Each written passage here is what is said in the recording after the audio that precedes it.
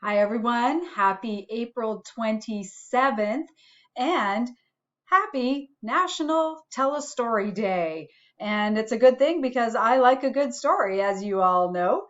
In fact, I hope you really like today's story. It's a classic. I remember reading it when I was in elementary school, so it's really old. Anyway, I hope you like it, boys and girls, and I hope it makes you stop and think about gratitude and love and sacrifice as well. So here it is. It's called The Giving Tree by Shel Silverstein. The Giving Tree.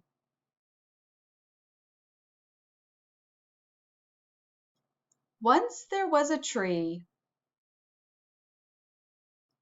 and she loved a little boy. And every day the boy would come, and he would gather her leaves and make them into crowns and play king of the forest. He would climb up her trunk and swing from her branches and eat apples. And they would play hide and go seek.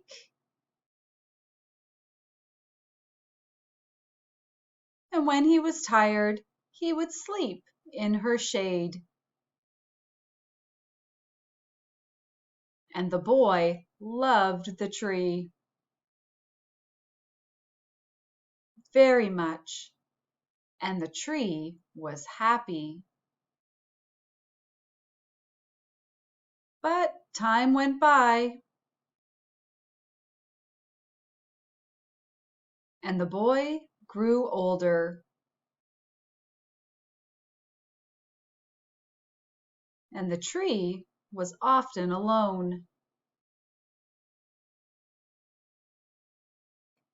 Then one day the boy came to the tree, and the tree said, "Come, boy, come and climb up my trunk and swing from my branches and eat apples and play in my shade and be happy." "I am too big to climb and play," said the boy. "I want to buy things and have fun. I want some money. Can you give me some money?" "I'm sorry," said the tree, "but I have no money. I have only leaves and apples. Take my apples, boy, and sell them in the city. Then you will have money and you will be happy."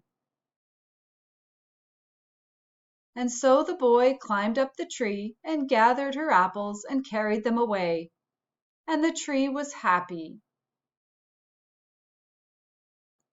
But the boy stayed away for a long time, and the tree was sad. And then one day the boy came back, and the tree shook with joy, and she said, "Come, boy, climb up my trunk and swing from my branches and be happy." "I'm too busy to climb trees," said the boy. "I want a house to keep me warm," he said. "I want a wife and I want children, and so I need a house. Can you give me a house?" "I have no house," said the tree. "The forest is my house, but you may cut off my branches and build a house. Then you will be happy."